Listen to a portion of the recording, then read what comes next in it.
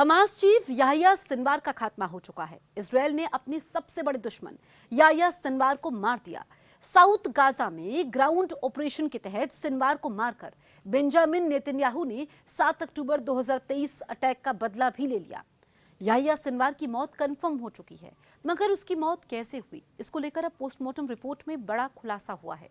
Postmortem report की माने तो याहिया सिनवार की मौत को कंफर्म करने के लिए इजरायली सैनिकों ने उसकी उंगली काट दी थी। याहिया सिनवार हमास का पोलित ब्यूरो चीफ था। CNN की रिपोर्ट के मुताबिक इजरायली सैनिकों ने उसकी मौत की पुष्टि के लिए उसकी उंगलियां काट दी थी। उसके सिर में गोली मारी गई थी, जिससे उसकी खोपड़ी उड़ पाए।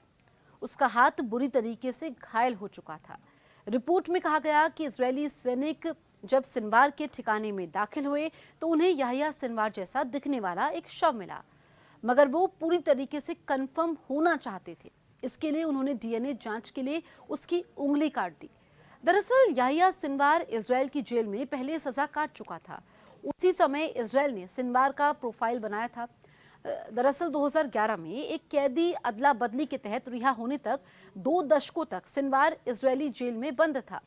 उस समय इजरायली सैनिकों के पास सिनवार का प्रोफाइल था। आपको बताएं कि याहिया सिनवार 7 अक्टूबर के हमले का मास्टरमाइंड था। हमास के उस हमले में इजरायल के 1200 लोगों की मौत हो गई थी।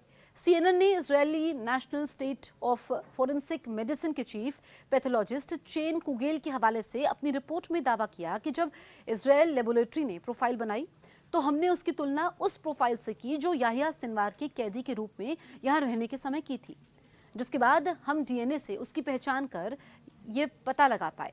साउथ गाजा में इजरायली सैनिकों ने पहले उसकी पहचान उसके दांतों से करने की कोशिश की, मगर वो सबूत के लिए काफी नहीं था। इसीलिए उसके DNA से मैच करवाने के लिए सैनिकों ने उसकी उंगलियां काट दी। आपको हमारे वीडियोस कैसे लगते हैं कमेंट करें, और अगर अभी तक आपने हमारे YouTube चैनल को सब्सक्राइब नहीं किया है तुरंत बेल आइकन दबाएं, क्योंकि आपके इंटरेस्ट की सारी खबरें आपको हमारे इसी चैनल पर मिलती हैं।